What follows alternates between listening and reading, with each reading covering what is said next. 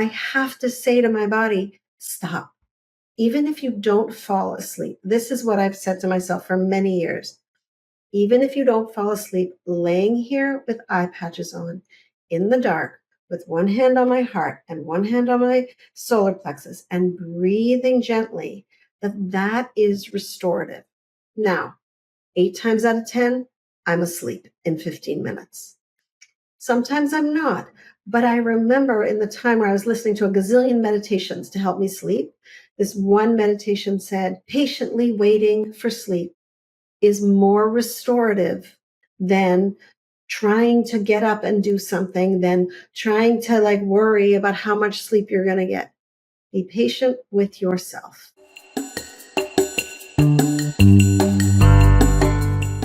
We had to have this conversation eventually. It's about sleep, because you and I have talked about sleep a fair amount just when we're chatting together. And it's so related to our relationship with our food, with our body, with how our mood, with everything. So, Guilty as charged. I don't sleep. I'm just telling you right now, I don't sleep. Yeah, I'm not a great sleeper either. I haven't slept a full night, actually, probably since menopause began. Mm-hmm. But then Right. on top of that is everything that we do with our schedules. You know, we're supposed to fit everything in. And as women, we leave 2 things to the end of the day: sleep and peeing. We forget to do both. So that's why we're talking about this. So we need to talk about sleep. So first of all, I want to put it in context to our conversation here in Her Story on a Plate, and how sleep is so interconnected to food, because when we're tired and we're feeling depleted, where do we go for energy? One of the things that comes up so often in the folks that I work with is this confusion between thirst, hunger, and fatigue. Like if we just check in for 5 seconds and say, am I thirsty? Am I hungry? Am I tired? Then you at least have a choice about what has to be addressed. If you're tired or you're thirsty, food probably won't do it, but you won't discover that until it's too late. If you're thirsty, obviously you want to make sure you're hydrated. If you're tired, don't take a nap, please, if you're driving to work. But if you're in a place where you can rest your eyes, meditate, do something like that, your body will appreciate it more than giving it what it didn't ask for. Yeah. And there's something baked into what you said, which is, checking in with your body. So what we're talking about right there is a very powerful awareness, which is interoceptive awareness. What's happening inside our body, which most of us in a busy day are not as connected. We're connected with what's happening at work. We're connected with what's happening to our parents, to our kids, to our environment. So that moment of let me ask, am I tired? Am I hungry? Am I thirsty? And allowing ourselves that moment, but what is happening inside? Yeah, and it does take a moment, doesn't it? It takes a moment to really ask your body the question and see the answer that you get. Then you have a choice about how you want to respond, but at least check in. And those three things, hunger, thirst, and exhaustion, really. I could say tiredness, but most of us are actually experiencing exhaustion. We will experience them most likely in different places in our body. And so to really take a moment, close your eyes and scan inward. What do I feel? Where is sensation? Because even that can help us, right? Is the sensation sort of lower in my body? Is it like sort of tummy area? Is it headachy? Those are the places where hunger shows up a lot. I have a headache. I have a grumble in my stomach. Or is it mood related? I'm irritable, right? That could be hunger, but it could also be exhaustion. Thirsty often is that feeling like I'm parched, which sometimes can feel like hunger. But to really be in this, like, where is this? What is this? Be in decoding the way you would with, somebody who was smaller than you. You'd be like, so honey, how are you feeling? Do you need something to eat? You want to take a nap? Like, it sounds simplistic, but so essential. You're raising something so interesting about how we treat others versus how we treat ourselves, right? So imagine some positive parenting voice that says to you as an adult, whether they're in the room with you or not, whether they're alive or not, says to you, honey, what do you need? Just imagine that. I mean, as women, it's very hard sometimes to let others really just offer it up, even if it's just a voice in our head, let alone partners and other people that we work with and live with.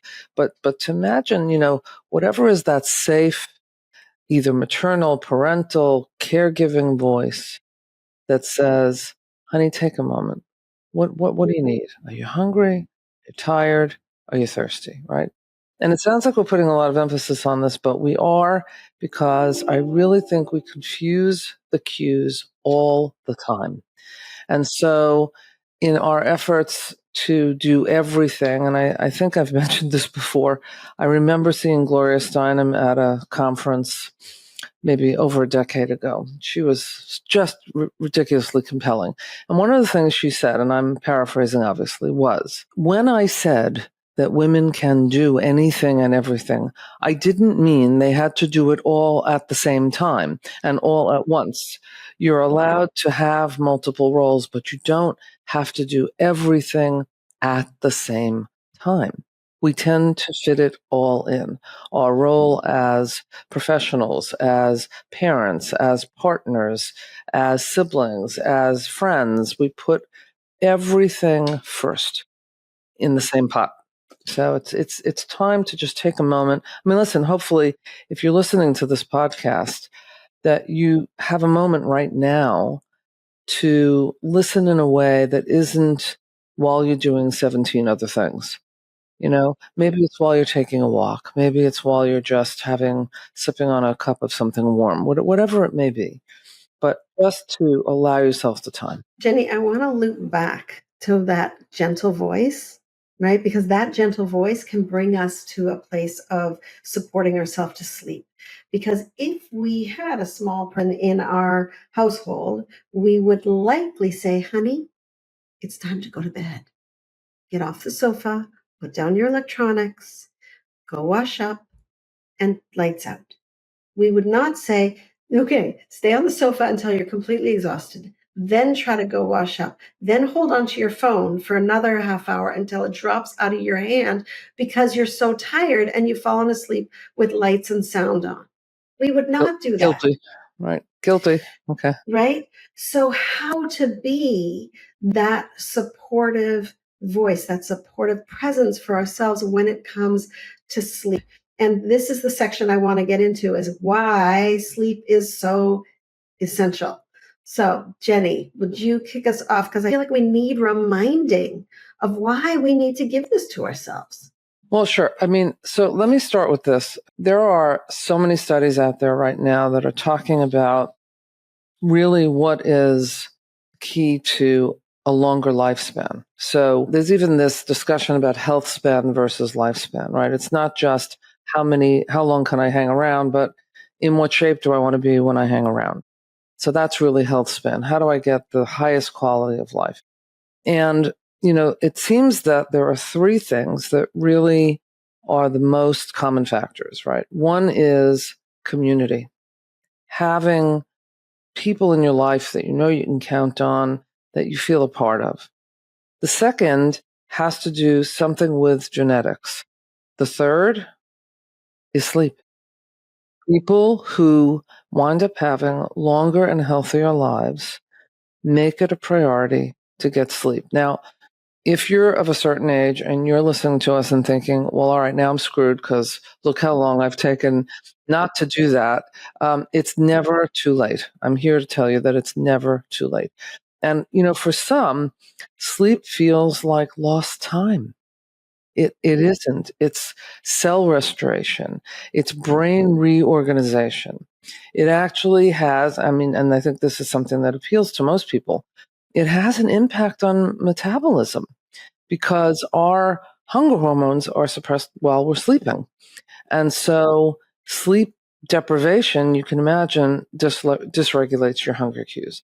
So I think these are just, some of the essentials to keep in mind. This isn't just an optional, item on my schedule. Gee, I guess I should get more sleep. This is really about your physical and emotional well-being. And cognitive, like, how do we think? Are we sharp? And I want to drill down a little bit around the metabolism and the hunger hormones. So there's ghrelin and leptin. And when we don't get sleep, they are not at the levels that we need to know I just ate a burger and now I am full, right? Our ability to experience I am at fullness, I am sated, gets weaker when we don't have sleep. You bet. I mean, we're also talking about things like safety. I mean, we all, most of us drive, and we drive tired. Like that's, and we're driving tired and possibly listening to something and trying to catch a text at a light. It's all very risky behavior. It's really speaking of risky behavior, right? Let's take it out of the car and put it into our primary relationships. Okay? We don't sleep. And then what's the conversation like? Right? How are we being as the person that we want to be or we wish we were in relationship, where we're patient and we're listening both to our partner and to our kids or our parents and to ourselves? We're not at our most heart wide open because when we don't sleep, we're in survival mode. We are literally in survival mode. It's interesting that you use that phrase. On a neurobiological level, we really are in survival mode. And it's easy to get more irascible and more easily upset at things. It's easier to not quite comprehend and misunderstand what you think you heard, and then to be irate about because you're right about what you heard and actually you're not. So it really can affect everything. And look, I have a great deal of compassion for people that say, well, you know what, but here's the thing. I have 2 jobs, and so that's my schedule. Or listen, I work a night shift and that wreaks havoc with my body. Or, it's really not my fault. I haven't slept since menopause. And so what do you want me to do about that? Well, there's plenty to do. But I think what we're both saying is that the first step is really just taking a breath and taking a moment to recognize, wow, my sleep is really neglected and it's affecting me metabolically, cognitively, emotionally, physically, in every possible way.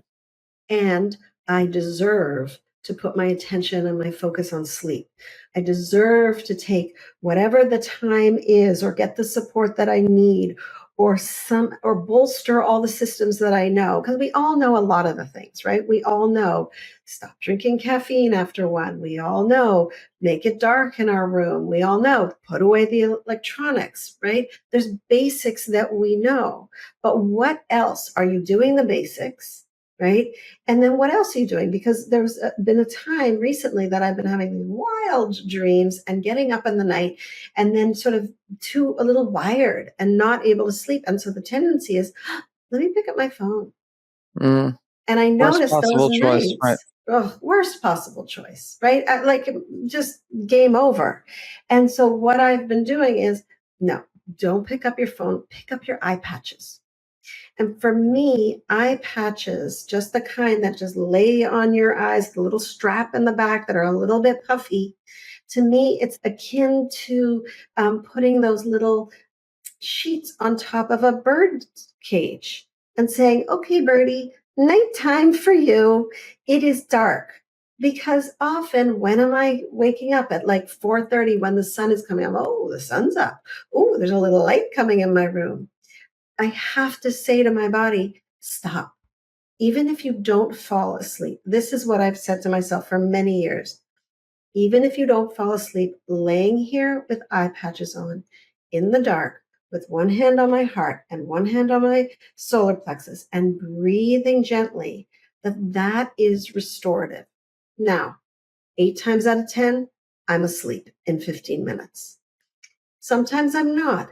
But I remember in the time where I was listening to a gazillion meditations to help me sleep, this one meditation said, patiently waiting for sleep is more restorative than trying to get up and do something than trying to like worry about how much sleep you're going to get. Be patient with yourself. And I will also say that you have to have a time limit on that. So if you've done everything you just said and 45 minutes goes by and you're really not falling asleep, at that point, it's actually advised to get out of bed, go to another room quietly, gently, not put on, a backlit device, but to do something soothing out of the room in which you normally sleep, like reading, listening to some music. If you're going to read, obviously, it has to be a paper book or something that's, really, really low light until you start to feel a little sleepy, and then go back to your bed. Because if you keep tossing and turning in your bed, that's what your body remembers. And then it's harder and harder each time to fall asleep in your own bed. You mentioned breathing. And, I just want to say that there's this 4-4-4-4 method, 4-4s. I call it the square breathing. Yeah. Yes, perfect, right? So you take a breath in for 4 seconds and you hold it for 4 and you let it out for 4 and you do it 4 times. And I'm told that if you listen to our podcast long enough, you will fall asleep. So we're just doing our part for all women across America. So yeah. There you go. Right. But, the question that I would ask also is, what has worked for you in the past? We all know all the things. We all know all the things. So what has worked? What is soothing? And what do you know disrupts your sleep? Because we're smart enough at this point. We have lived a year or two in our bodies, and we know what is going to serve us and what isn't. And so, our invitation today to you who are listening to this is to say, how can I best support myself to get the kind of rest and sleep that I deserve? Because it will impact everything about your life. Yeah. And I do want to come back again to the relationship between a lack of sleep, a chronic lack of sleep, and not getting enough sleep, and how it affects our relationship to our bodies and to food. Because I think it's a critical connection. It's not just about the fact that your metabolism is absolutely being slowed down. It's that everything you do is actually slowed down and taking so much more energy to do. And so it really does affect literally everything. Now, I am certain there are folks listening who are thinking either, well, yeah, I know. Yes, this is me, but I really don't know what to do about getting more sleep. My day is too full. Well, you actually just said it. And I include myself in this group, which is to say, okay, am I doing the things I love? Am I doing the things that are important to me? Am I doing things that serve others, but also serve me? And where do I trim the list? As women, sometimes we have trouble delegating. We have trouble asking others. Why? Mostly because they're not going to do it as well. However, we have to change our standards a bit to say, you know what? I can't do it all. I literally cannot do it all. I can keep trying, but every time I do that, I'm sleeping less and less and literally shortening our lives. Yeah. The other thing about that late night trying to do one more thing is that when we finally finish it, when we finally go, okay, I'm stopping, then we do this thing of like what I call me time. Okay, everybody's asleep, everything's stopped, I put everything down. Now it's my time to watch my show or to catch up on to do the things that I want. And even though it's coming from a place of, and what about me? It's at the expense of our sleep, right? So that dovetails into what you were saying, Jenny, about like, let's back up the expectation so that we actually put some of our me time in there so that then we still get to sleep. Like our being with ourselves doesn't have to eat into the time where we're literally resetting. We're turning off the computer and we're letting it reset. And that's what our brain needs. And when we're sleeping, our brain is getting rid of waste. It helps our synapses. We feel more able to think astutely and, in the morning when we have had sleep. I don't know if you hear this. You must hear this from your clients as well. There are so many who do say to themselves, okay, I need an hour to unwind. This is my time. That's taken care of. The kids are taken care of, the family, the whoever, right? And that's the time they binge. So it's an interesting thing that happens, right? You're on some level making this correct choice, which is, okay, I need time to myself. I need to not be stimulated by others, not be attending to others, not serving others in this moment. And that's the moment that I choose to try to nurture myself. Now, that's not to say that food can't be nurturing. Of course it can and should be. But we're talking about that it becomes like the refuge. This is how I'm going to now take care of myself. I'm literally going to binge in a way that maybe that'll be the thing that makes me fall asleep. That's not how you want to fall asleep, by the way. But that Right. may be But the thing that makes me fall. what you're talking about is how we use food to regulate our nervous system, right? How do we turn down the volume on our nervous system? And we do that in with food in a lot of different ways, right? Sometimes for some people, it's binging. For some people, it's food choices, right? I was just talking to a client recently when she first came, she was saying how the way she eats has dramatically changed. And so we were talking about when she first started working with me, how she was, we talked about it like dog treats. Like she would just give herself a gummy bear and a candy and like little dog treats to keep her surviving all day and keep enough sugar in her brain so that she could do her job. But she wasn't nourishing herself. She was surviving. She was surviving on little sleep and she was surviving on actually little food, which is something I see a lot in women who are conditioned into, I would like to be smaller and so I need to eat less. And so then they don't eat. So, Which of course creates havoc which creates metabolically and in your body. yeah. So now think about this, right? At the end of the day, many haven't eaten, they haven't peed, and they haven't slept. And now they get this time alone, and it's 9:30, 10 o'clock at night, and they know on some level, I really should go to sleep soon. But by the way, I've deprived myself so much today. This is my time. And that's when now you're not even eating, now you're ravenous. It brings home the point again, which we can't say enough times, which is that if you think that somehow you're achieving some goal of creating a smaller body by not eating all day, it is not what you think. Your body must get energy all day long, in 2-3 hour segments, and that's just how it is. Some people say, well, I'm not a breakfast person. Okay, that's all right. But by some point in the late morning, you want to start that process. And it does impact sleep, by the way. It's interesting. When you eat on a regular basis, you are more likely to sleep regularly. When you sleep enough, you are more likely to be able to eat in a more regulated way over the course of the day. Absolutely. And there's two things I want to say in response. One is this idea of deprivation being baked into sleep, right? How I know I keep using that food metaphor, I can't help, but how, we deprive ourselves all day and we deprive ourselves of sleep again as a way of not giving ourselves what we actually need in terms of nourishment.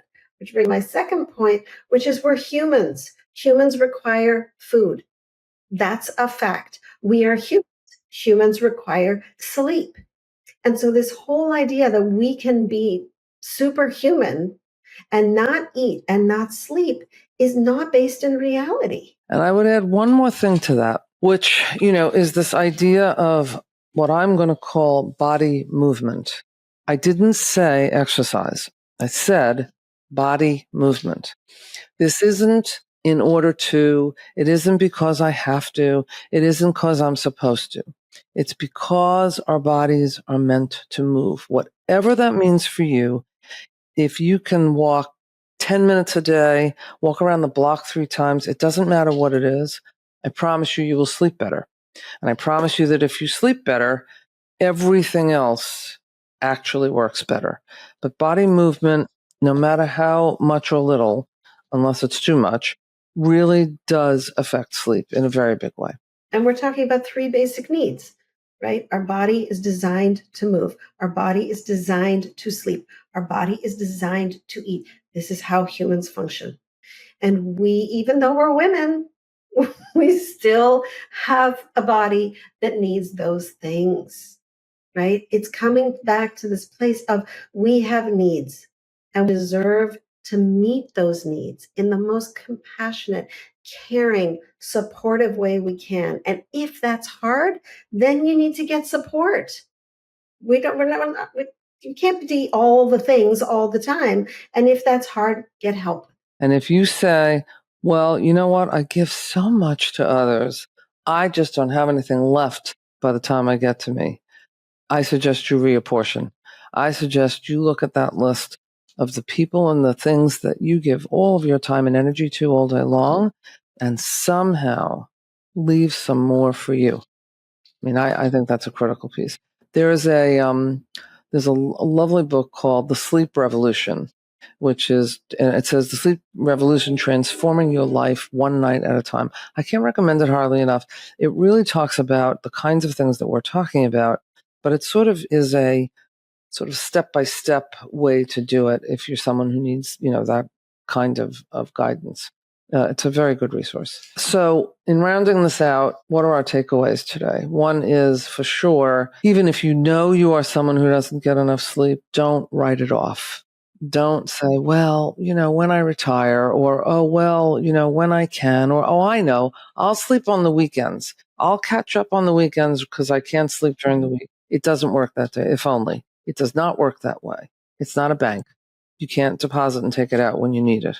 You have to have a consistent sleep for all of the reasons we've said: immunologically, cognitively, physically, mentally, spiritually, nutritionally, in every possible way. In case we haven't made the point, you really need to take a nap. I hope our show today has helped you do that, but you really, really do need to get some sleep. It's important. Yeah. And that your sleep is connected to your eating.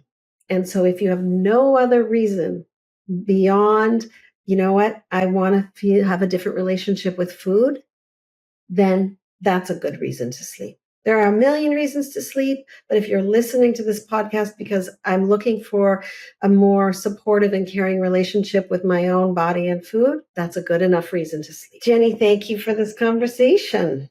My pleasure, and to all of our listeners, nighty-night.